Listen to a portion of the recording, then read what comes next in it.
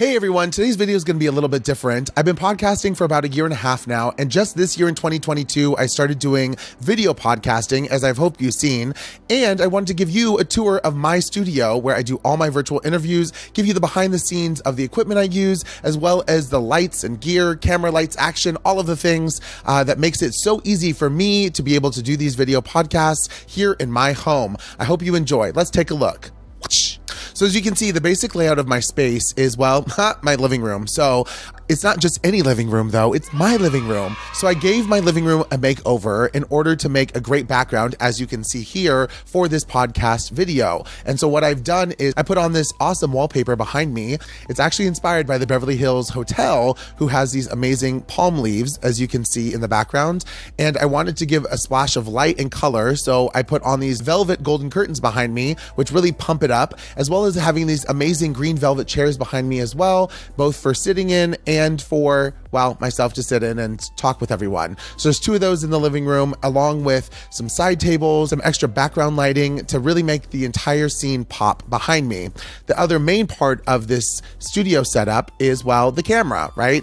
I'm shooting on a 5D Mark IV, which is an amazing camera. I'm also a stills photographer, so I'm able to use it for all my picture needs, but you turn that thing on and flip it into video mode, and you're able to get either 1080p high quality or a cropped version of 4K with this amazing sensor that is full frame. I also use an incredible lens, which is the Sigma for Canon 50mm 1.4 lens, and I love it because it gives you this beautiful bokeh background that you're seeing right now, and it gives you the ability to separate myself from the background, and it shows in your video when you're doing your virtual interviews or recording a video like this.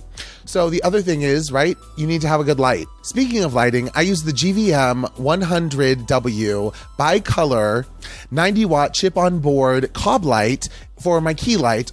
This cob light is amazing and a great way to start out for your own video podcast because it gives you enough light. I have this at about 40%. It is an amazing, affordable, and easy to use cob light. The color temperature of this light gives you the ability to change from 3500 to 5500, which is daylight, and with the pairing of the amazing lantern that it comes with as a kit, you're able to illuminate the entire room with just one light and give a very soft and beautiful light that feels non-directional and fully illuminates yourself, really, right? Because it's about you and your podcast. In order for myself to have really cool colorful lights in the background, I use the Feit, I think that's how you pronounce it, light bulbs, which are RGB, and I'm able to use my iPhone right here in order to change the actual color of the background. So I've set these to a nice bright magenta. You're probably wondering what these blue lights are behind me, these accents that I have over my shoulder, and those are actually the awesome PavoTube 2 6C lights by Nanlite. They're inexpensive and they hold amazing battery life. They last up to about 7 hours on the low input. I only have these at about 10 to 13% output, and they still give off an amazing, beautiful blue light that kind of gives a nice pop to the background. I definitely recommend for someone who needs an accent light and wants to use something that will last them a long time with its great durability and structure and form, these are the lights that I'd recommend you buy. Another great feature of the PavoTube lights is that they have magnets on the back of them, so you're able to stick them onto a light stand or onto anything that's magnetized, aka if it's metal, it will stick. The other great thing about them is that they have a 3/4/8 screw on either end of them, so you're able to screw them onto a light stand directly, or if you want to use the leash that is provided with them, you're able to screw that into the bottom of it and hang it from, well, anywhere really. It's amazing. They're battery powered. They use a USB-C charging cable that comes with them, and affordable rate for a really great background light. They're about 6 inches in length. Therefore, who doesn't love good 6 inches? I'm kidding. In order to give myself a little bit more separation and to mimic the light on my hair and looking like it's that background light that's behind me, the magenta color, I actually use the GVM 80-watt cob light with a magenta gel on it, and it is boomed up on a light stand, which you'll see right here above me and shooting down onto not only the back of my hair, which is why we call it a hair light, as well as onto the background, spilling a little bit onto the couch as well as onto the table behind me to give it a more even looking feel as it mimics the light that is in the background, giving it an overall spill of that magenta color. And it separates myself from the background and makes it more dynamic and gives the video a little bit more depth. Now let's go into the AVLS of it all. That is the audio, video, light, and stabilization. Thanks Think Media for that. Well, we've covered the L of the AVLS, which is lighting. But now let's get into the audio of it. I use the Sennheiser E835 as my main microphone, which you're hearing right now, in order for me to do my podcast. It is plugged into the Zoom H6 recorder, handy recorder, and then I run a USB cable from the H6 into my computer, where I'm then able to pull the audio from this microphone into the computer for my virtual interviews. This Sennheiser mic comes in around $100, and I've actually made a video here you can check out, or actually it's over here in the card, if you want to know more about different mics you can use for podcasting.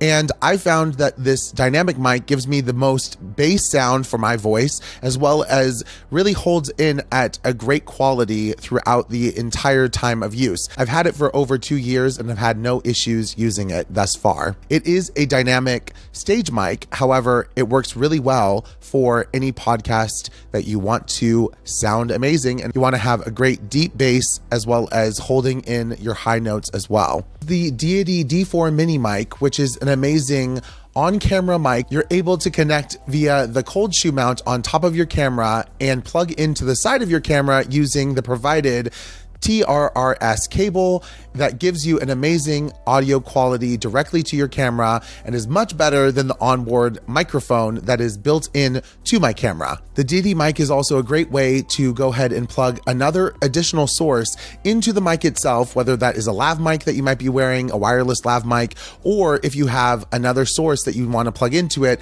it has the port that you're able to plug directly into the mic. So you're getting two sources of audio into the single camera that you're plugging it into. I use a Zoom H6 6-track handy recorder. It allows me to plug in the mic via XLR cable into the recorder, give the mic the phantom power it needs, and then using a USB cable provided, I'm able to select the audio recorder as an audio device / mic. It's a little pricey, but it allows me to adjust my audio gain levels and supports up to 4 XLR inputs or mics. It can also be used to record directly to an SD card, which is very handy. I also need to hear my guests, so I use the Audio Technica HTX M20X over-ear headphones. They're amazing because I'm able to listen to my guests and ensure that the sound quality, both on their end and on mine, stays consistent throughout the entire hour-long interview that I'm doing. Next, let's talk about the video portion of the AVLS, which is video. So at the top of this, I mentioned I use the Canon 5D Mark IV, which is an amazing stills camera as well as video camera. You're able to use it both in the 4K resolution as well as 1080p. It handles all of the Canon EF lenses, which gives you a huge variety to choose from when it comes to choosing your lenses. I personally am using, for this video shot right here that you're seeing, the Canon Sigma 50mm 1.4 lens. And you might be asking why use the 1.4 and why use a Sigma and not the Canon 1.2 50mm lens.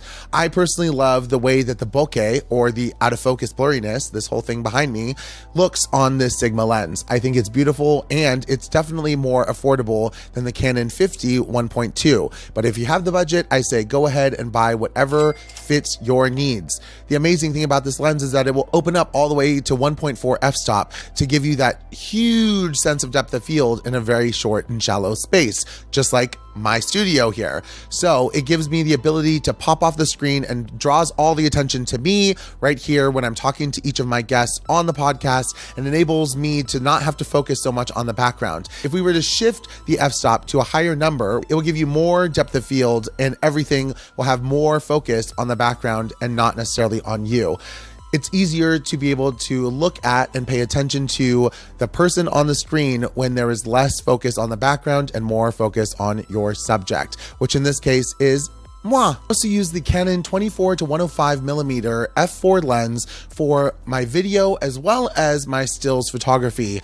Although it doesn't have as much of a shallow depth of field, it still gives you the ability to have enough separation between myself as well as the background. It's a great lens, and it's also Canon's L glass, which is a higher quality EF lens that Canon makes. The second part of this video is that you need the ability to plug that camera into your computer. I use a mini HDMI cable to HDMI, and I use the Elgato Cam Link in order to plug that directly into my computer using the USB-A plug on one end and the HDMI plug on the other end to connect the camera to my computer and use it as a video source for my virtual interviews. The Elgato Cam Link is a great way and an affordable way for you to be able to plug in any camera that uses an HDMI cable as an input source for any video live streaming, as well as any video interviews you might be doing virtually. You can also use the Elgato Cam Link to plug in your camera and use it as a webcam at all times. It's an amazingly affordable tool to have in your toolkit whenever you need to plug your camera directly into the computer and use it as a live source for video streaming, gaming, or if you want to use it as a web camera. Lastly, let's talk about the S of AVLS, which is stabilization. I use the Manfrotto 055 aluminum tripod and the Manfrotto Action Ball Head tripod head. The tripod head is primarily made for stills photography, as it gives you the ability to quickly grab the tripod head and move it on its ball axis. However, I make do and make use of it, as it gives me the ability to move the camera around quickly and adjust my angle to perfectly set up the shot just like this. I'm planning on upgrading my tripod to the Manfrotto 410 geared head tripod head, which gives you the ability to make micro adjustments and is really great for both video as well as stills. I plan to do this in the near future. The last pieces of my studio tour are this iPad mini that I use in order to have my notes as well as my script right next to me, right out of camera, as you'll see here, and the ability to reference all of my questions for my interview, as well as any side notes that I may have written down digitally in the Notes app on this iPad. Now, you can use a notepad, you can use a tablet, whatever you have for yourself. You can even use your laptop if that works best for you. But I find that it's nice to have it off camera and to the side. I'm able to see the notes off to my left on the iPad in order to reference any questions I may have skipped, or if I want to make sure that I need to go back and double check that I have not missed any details about each guest that I'm interviewing. Now let's get into the software that I use to record my video podcast that I have absolutely loved from the start to the finish of these podcast episodes, and that is Riverside.fm. I use Riverside.fm to record all of my virtual interviews online with each guest, and it gives the most professional studio, both input and output, that I found online. It has an affordable monthly or yearly rate that you're able to pay, where you're able to set up multiple studios for different recording needs, and the ability to virtually interview and interact with up to 9 guests on each episode of your podcast, which is an amazing way for you to be able to not only dialogue, but virtually send out all of this information on a streaming platform. Riverside.fm allows you to stream live on Twitter, Twitch, YouTube, as well as Facebook Live. It's a great way for you to see your audience and share the live content and interviews you are doing on Riverside.fm. With a great monthly or yearly rate, it's an affordable way for you to do amazing, high quality interviews that you are able to then edit and post, as well as send out to the world immediately if you want. Check out the link in the description for more details on Riverside.fm. Anyone who is doing video podcasting interviews, or if you're doing interviews for any type of work that you're doing, I definitely recommend you check out Riverside.fm today. Thanks for coming along with me on this tour of my video podcasting studio. I hope you enjoyed it. Check out this video right here for 5 tips you need before starting your own podcast. If you go ahead and give us a big thumbs up, it really does help out. Hit that subscribe button if you want more content like this, as well as hit that ding bell notification if you want to get updates when a new episode drops. And until then, I say bye-bye.